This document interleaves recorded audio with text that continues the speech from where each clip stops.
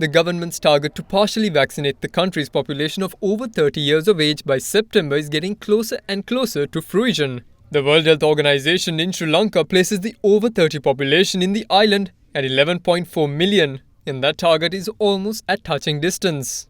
As of last evening, the epidemiology unit placed the number of people at least partially vaccinated at 10,986,524. From that figure, 2,780,714 people are fully immunized, meaning they are given both required doses of a vaccine against COVID-19.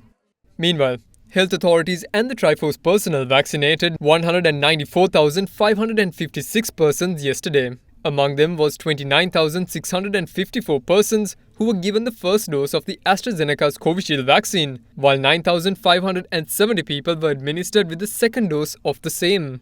Further, 63,461 people received the first dose of the Sinopharm vaccine, with 69,736 people being given the second dose of the China-manufactured jab yesterday.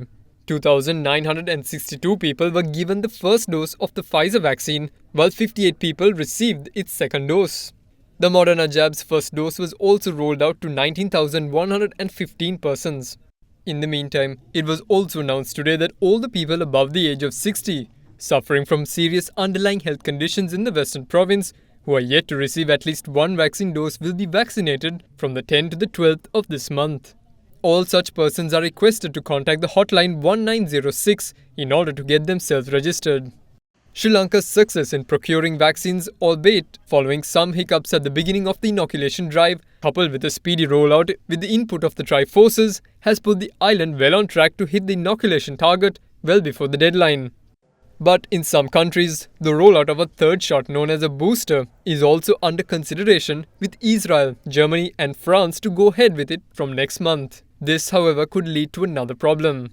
If the booster shot becomes a requirement, the procurement amid global competition could prove to be challenging. With that being the case, head of the National Operations Centre for the Prevention of COVID-19, Army Commander General Shavindra Silva said today that President Gotabaya Rajapaksa has instructed officials to take measures to procure the required amounts of booster shots. He quoted the head of state saying that if other countries require booster shots, then Sri Lanka too will need the same. In the meantime, a consignment of 1.86 million Sinopharm vaccine doses reached the island today. That brings the total number of the China-made doses Sri Lanka has received so far to 14.7 million. Though health experts identified the vaccine to be a great tool in combating COVID-19, it is no magic cure. The most potent weapon to nullify the virus spread continues to be good health and safety practices. And the adherence to relevant guidelines in that regard is more important than ever, as the new daily cases continue to stay over 2,500 and climbing.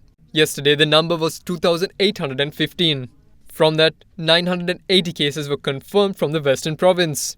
District-wise, Colombo and Galle both recorded 413 new infections each. Though the new COVID cases are on the rise, most of the travel restrictions in the island are relaxed. It was done to ensure the functioning of the country's economy. With the present situation as it is, Professor Nilika Malaviya at the Department of Immunology and Molecular Medicine at the University of Sri Jayawardhanapura wants all indoor gatherings to be stopped until a larger proportion of the country's adult population is fully vaccinated. Taking to Twitter, she added that fine aerosols produced by talking and singing contain more SARS-CoV-2 copies, which greatly contribute to the spread of the virus. In the meantime, there were 2,563 COVID recoveries confirmed in the island today, taking the overall tally to 293,357. As for new infections, 2,230 have been confirmed so far during the day. Pocket එකට fit වෙන new Axe Ticket perfume.